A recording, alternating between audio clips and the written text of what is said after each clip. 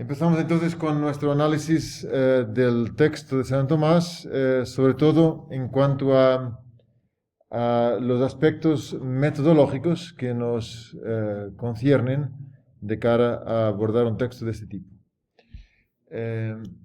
Entonces, ¿cuál sería la primera cosa que habría que hacer, o cuál sería la primera cosa que habría que hacer al abordar un texto de este tipo, en vuestra opinión?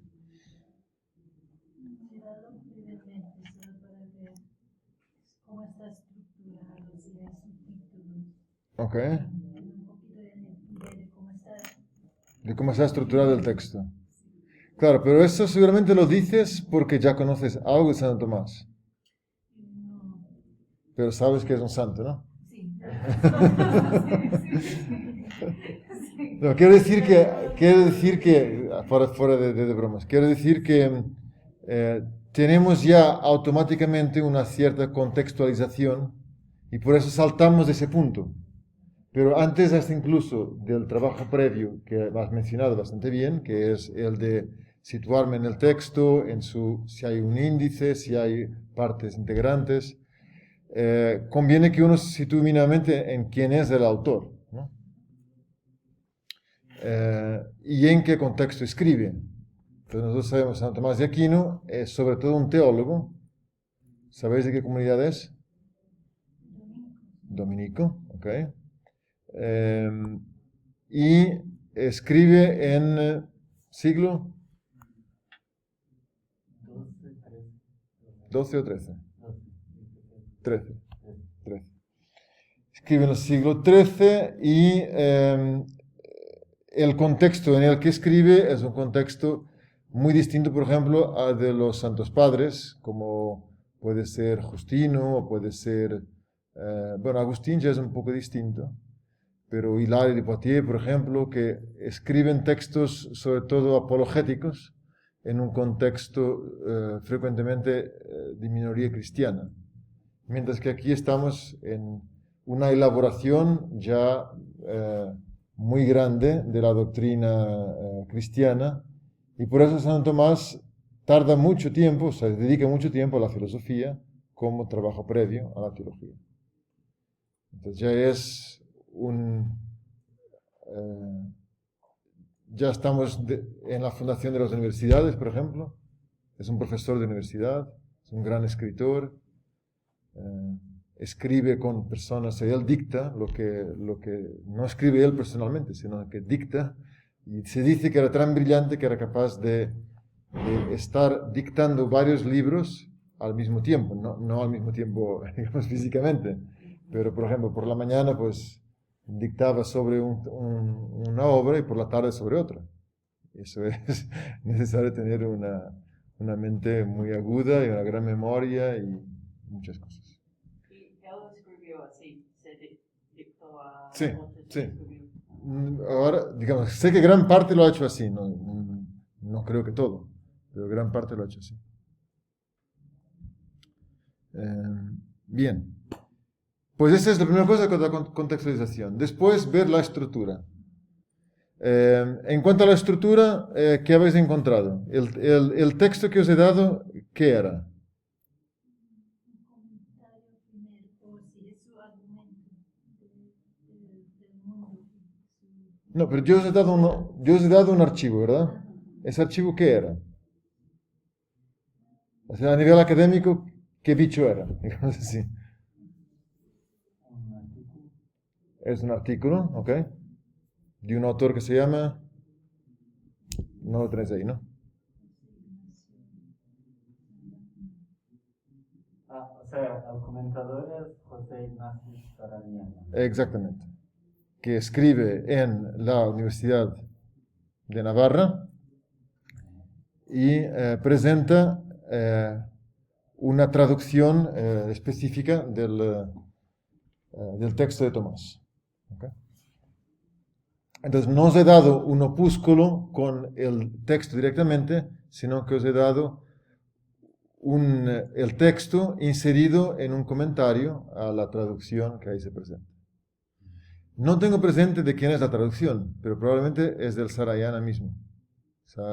¿Cómo es? Saraniana. esto es interesante tenerlo en consideración, porque después a la hora, si trabajamos mucho un texto, habrá que hablar del texto con propiedad. De saber quién lo tradujo, en qué contexto ha sido escrito, por qué, por qué, por ejemplo, es un texto tan antiguo y hace de nuevo una introducción tan importante. A lo mejor está inserido en una serie de estudios sobre Santo Tomás. Bien. Ok, una vez hecho este proceso inicial, ¿habéis encontrado algún tipo de índice para el texto? No, ¿verdad? Es un texto pequeño. Ujú. Es un texto muy corto y frecuentemente, digamos, en estos textos tan antiguos, eh, la estructuración es distinta a la nuestra en cuanto a capítulos, índices. Eh, Interesante podrá ser, por ejemplo, eh, examinar algún trozo de la Suma Teológica o de la Suma contra Gentiles de Santo Tomás para ver la estructura que tiene, que es muy distinta también. Es una estructura netamente apologética y entonces va presentando argumento contra argumento, argumento contra argumento. Es más, sí, es un ejercicio de lógica bastante interesante, de lógica argumentativa. Bien, ¿habéis hecho vuestro propio índice del texto dividiéndolo en partes o no? No estaría mal hacerlo, aunque sea corto, porque estos autores son bastante densos a la hora de escribir. Entonces es bueno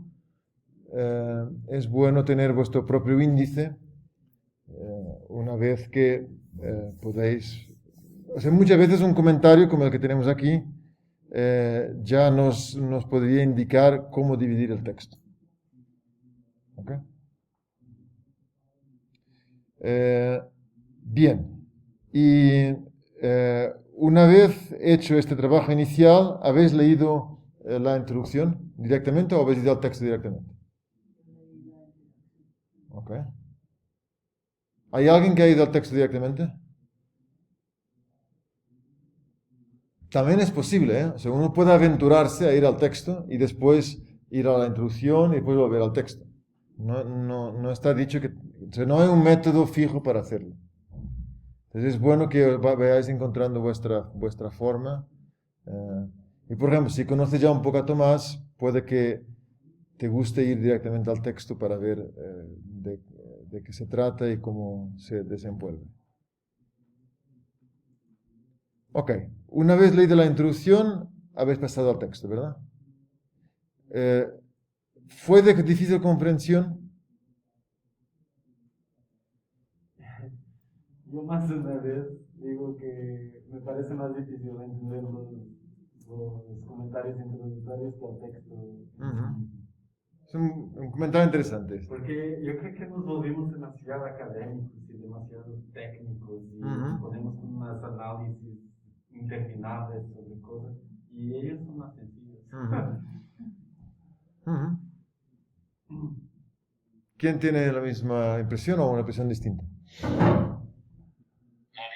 Sí. Es que no escuchamos bien lo que dijeron. Ah, claro, perdona. Dijo Antonio que le parecía que es más difícil leer la introducción que leer el texto mismo de San Tomás. Totalmente de acuerdo. Yo lo voy a dejar ahí, pero tengo una interpretación para para esa consideración. Eh, Está muy técnico, está muy, bueno, no sé cómo, está muy complicado el lenguaje de la introducción. Cuando va uno al texto, hasta siento un alivio porque si no, este está más fácil. sí, Es verdad. muy bien, muy bien. Ok, y entonces básicamente pasamos ahora al texto mismo y en dos frases o tres, ¿qué pensáis que dice el texto? ¿De qué trata el texto de Tomás?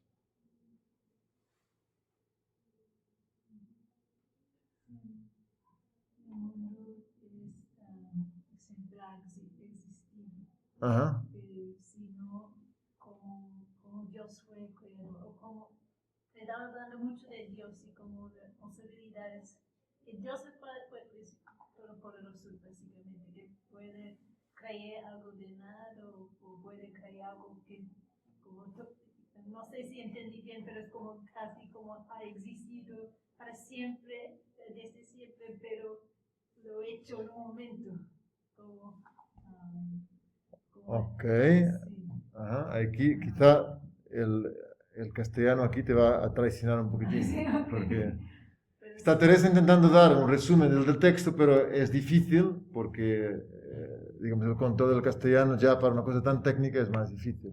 Es verdad que habla del mundo como creado o del mundo como eterno, como siempre existiendo. Y habrá que ver entonces, o sea, sin duda ninguna que habla de eso. Habrá que ver por qué habla de eso. Y cuál es el punto más importante en ese...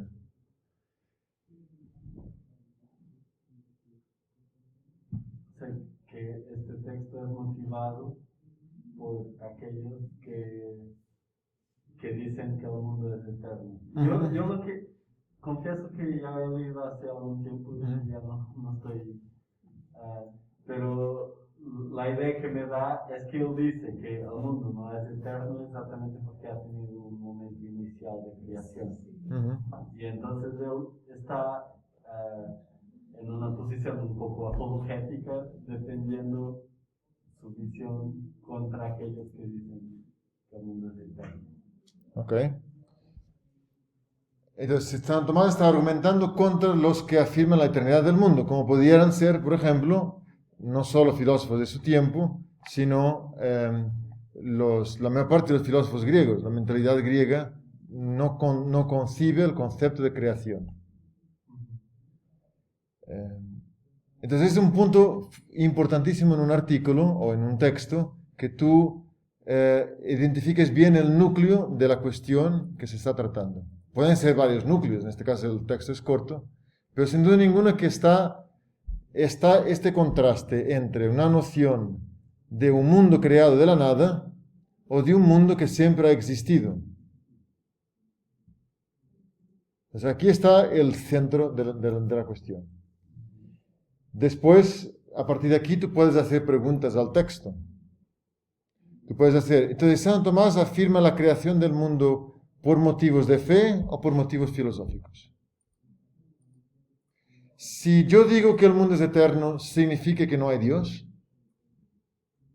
Entonces, es interesante, no vamos a entrar en las preguntas, que sería muy interesante sin duda ninguna, pero es muy importante hacer preguntas al texto, preguntas al autor, para poder de alguna manera profundizar y ver que realmente la cuestión es compleja. Típica cosa de hoy en día este es un argumento típico de científicos como Stephen Hawking, que ya falleció, que argumentaba sobre la eternidad del mundo. Y Stephen Hawking decía, pasándose a la filosofía, que si los científicos consiguieran demostrar que el mundo es eterno, entonces demostrarían que Dios no existe.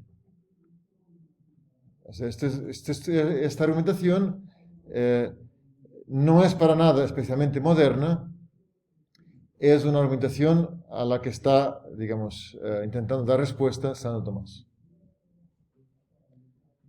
Bien, ese es el núcleo del texto, se encuentra ahí. De hecho, Tomás empieza, supuesto según la fe católica que el mundo no es eterno, en lo que erraron algunos filósofos, y por tanto que el mundo ha tenido un comienzo en su duración, como lo afirma la Sagrada Escritura, la cual no puede fallar, dice, se nos plantea la duda acerca de si, no obstante, hubiera podido existir siempre el mundo, ¿no? El universo. Para exponer la verdad sobre esta cuestión habrá que distinguir primeramente en qué estamos de acuerdo con los que dicen lo contrario, es decir, que el mundo no ha podido existir siempre, y en qué diferimos de ellos.